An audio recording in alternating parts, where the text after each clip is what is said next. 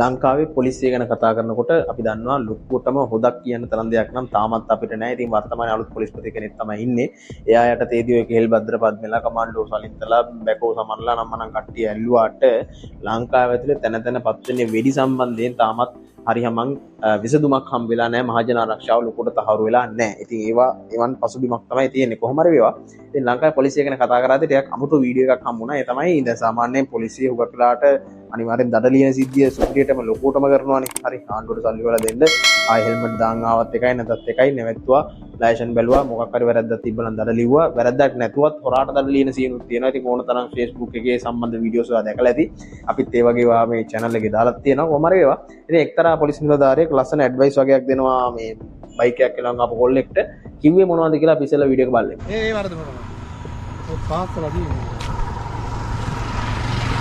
Bike පාරේ පදිනකොට වාහනයක ඔස්ට්‍රැසුමේ මූණ අපිට පේන්න ඕන. එනවාද? මේක ටින්ටඩ් කරන්න බෑ. වාහනේ බයික් එකේ එන මේ වීදුරු සුදු පාට වෙන්න. ඒක තමයි පාවිච්චි කරන්න ඕන වයිසර් එක. ඔක පාවිච්චි කරලා වැව්වම පස්සේ මේ පාරේ කවුද යන්නේ කියලා පේන්නේ නැහැ. ඊට ඕන හොර වැඩක් කළා යන්න පුළුවන්.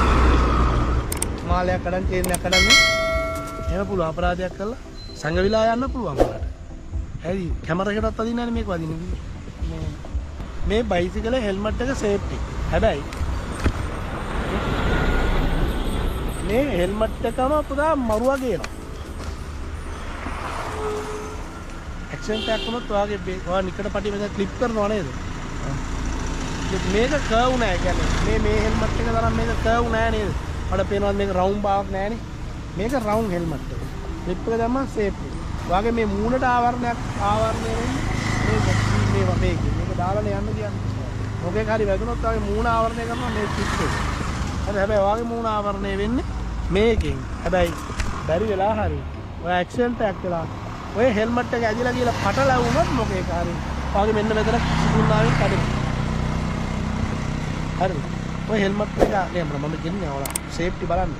මේ හෙල්මට් එක මේ හෙල්මට් එක බරින් වැඩි. බරින් වැඩි ඔය හෙල්මට් එක බර වැඩි. එන කොහේ හරි තැනක වැදුනොත් ස්ලිප් වුණොත් මේ ඔය හෙල්මට් එකේ බරයි අපේ ඔළුවේ බරයි දෙකම බර වැඩි නිසා මොකද බර දෙයක් වැඩිපුර පොළොවට ඉක්මනින් වැටෙනවා කුඩු වෙනවා. බර දෙයක් උඩකින් මොකක් හරි වැදුනොත් කුඩු වෙලා යනවනේ. බරින්ම කුඩු වෙන ප්‍රතිශතය වැඩිනේ. හරිද? හැබැයි මෙන්න මෙතන කැඩෙනවා. සුසුම්නාවේ මෙන්න මෙතන තමයි කැඩෙන්නේ. මෙතනින් කැඩුනොත් හොඳයි මැරුණොත් හොඳයි. මැරුණ නැතොත් සදාකල් මොකද වෙන්නේ? කොහොම වෙලා ඉන්නේ? මේ හෙල්මට් එකේ ප්‍රශ්න උත්තරයි. මේ හෙල්මට් එකේ දෑමෙන් ආරක්ෂාව තියෙන්නේ මෙන්න මේක විතරයි. මේ ඉස්සරහට එන්න. නැත්තම් මොකද ඇක්සිඩන්ට් එකක් වුණොත් මෙතන තමයි. අනිවාර්යයෙන්. ලංකාවේ වැඩිපුරම ඇක්සිඩන්ට් වලින් මැරෙන්නේ මෙන්න මේ සුසුම්නාවේ මෙතන මේ ටික ඩැමේජ් වෙනවා. මැරෙන හැම කෙනාම මැරෙන්නේ. එතනින් කැඩෙනවා තමයි තියෙන්නේ. එතන කැඩුණා කියන්නේ මැරෙනවා. නැත්තම් සදාකාල කොහොම. ගෙදර යාළුවෙක්වත් එන්නේ නැහැ. බලන්න. වීඩියෝ එක බලපුවම මට පැහැදිලිවම පේන්නේ නැති මෙතනදී මෙයා මේ කියන්නේ මේ හෙල්මට් සම්බන්ධයෙන්. සාමාන්‍යයෙන් හැමෝම වගේ පාවිච්චි කරන හෙල්මට් එකක් තමයි ඔය නෝමල් උඩ කවරින් එක තියෙන හෙල්මට් එක. හැමෝම ෆුල් ෆේස් දාන්නේ නැහනේ. අනිත් එක තමයි දැන් මෙතනදී මේ පොලිස් නිලධාරියා කියන කතාවේ දේවල් දෙකක් තියෙනවා. එකක් තමයි මේ ෆුල් ෆේස් හෙල්මට් එකෙන් ඔළුවට හරි ආරක්ෂාවක් හම්බ වෙන්නේ නැහැ කියන එක පට්ට වැරදි. මොකද හේතුව දැන් මේ කියන විදිහට සුසුම්නාවට ඩැමේජ් වෙනවා කියන එක ඔය කියන හෙල්මට් එකනොත් වෙන්න පුළුවන්. හරි ඒ කියන්නේ දැන් හොඳයි කියලා මෙයා මේ නිර්දේශ කරන හෙල්මට් එකනොත් යම්කිසි ආකාරයේ ඩැමේජ් එකක් ඇත්තටම සුසුම්නාවට වෙන්න පුළුවන්. ඇක්සිඩන්ට් එකක් වුණොත් ඔව් ඉතින් අදාළත්වයක් නැහැ. අනිත් එක තමයි දැන් ඔය හොඳයි කියන හෙල්මට් එක දාගත්තාම නහයට, කටට, මූණට කිසිම සේෆ්ටියක් නැහැ. මොකද හේතුව ඔය කවරින් එක තිබ්බත් ගොඩක් කට්ටිය ඔය කවරින් එක දාන්නෙත් නැහැ. ඕක අරගෙන තමයි යන්නේ. ඉතින් එතකොට ඇහැට රොඩක් හරි ගිහිල්ලා වෙන ඇක්සිඩන්ට් එකක් වුණත් වෙන්න පුළුවන් හැකියාවක් තියෙනවා. ඊට අමතරව ඔය කවරින් එක දැම්මත් බැරි වෙලාවත් ඇක්සිඩන්ට් එකක් වුණොත් ඉතින් එහෙම කවරින් එක කුඩු වෙලා ඒක මූණේ ඇනිලා තව නැති හානියක් සිද්ධ වෙන්නත් පුළුවන්. හරි.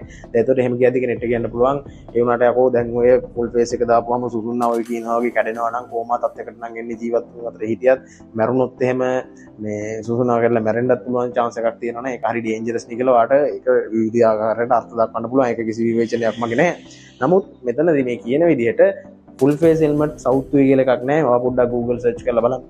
නැත්තම් perplexity ද chat gpt ද ඔය ඕන එකක් use කරලා බලන්න වඩාත්ම හොඳ මනුස්සයට සේෆ්ටිම හෙල්මට් එක මොකක්ද කියලා බැලුවොත් ඔය ෆුල් ෆේස් හෙල්මට් එක තමයි තියෙන්නේ. ඕකත් දැන් මෙයා මේ කියනවානේ පොලිස් නිලධාරියා බරින් වැඩි හෙල්මට් එකක් කියලා ඇත්ත. බරින් වැඩි හෙල්මට් එකකුත් තියෙනවා ෆුල් ෆේස් වල. ඒ වගේම බරින් අඩු හෙල්මට් එකකුත් තියෙනවා.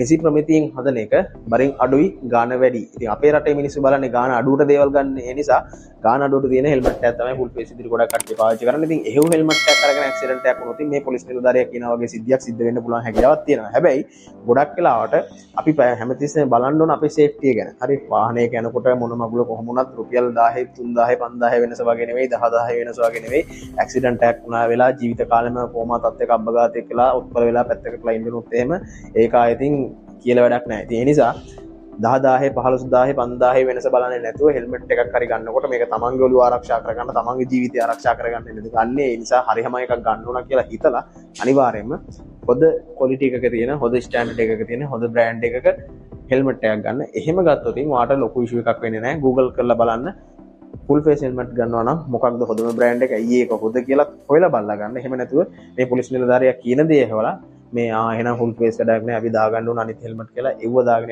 යන්න එපා. මොකද හේතුව ඒ වගේ දාගෙන ගියාට ඇක්සිඩන්ට් එකක් වුණොත් එහෙම සුසුම්නාවට ඩැමේජ් වෙන්නේ නැති වුණාට ඔලු කට්ට කුඩු වෙලා ඔලු චප් වෙලා යන්න පුළුවන් තරමටම ඒ හෙල්මට් වල ලොකු සේෆ්ටියක් නෑ. මේක තමයි ඇත්ත. ඉතින් කොහොම හරි මේ වීඩියෝ එක බලන ඔයාටත් මේ සම්බන්ධව මොකක් හරි අදහසක් ඇති.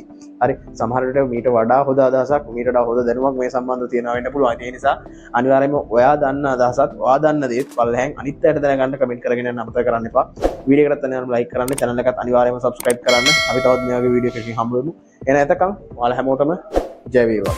දේශපාලනය, ක්‍රීඩා, අපරාධ, කටකතා මේ හැම දෙයක් ගැනම හැමෝගෙම හිතේ තියෙන ඇත්තම විස්තරේ අමුවටම අහන්න MyTV YouTube channel එක දැන්ම subscribe කරන්න.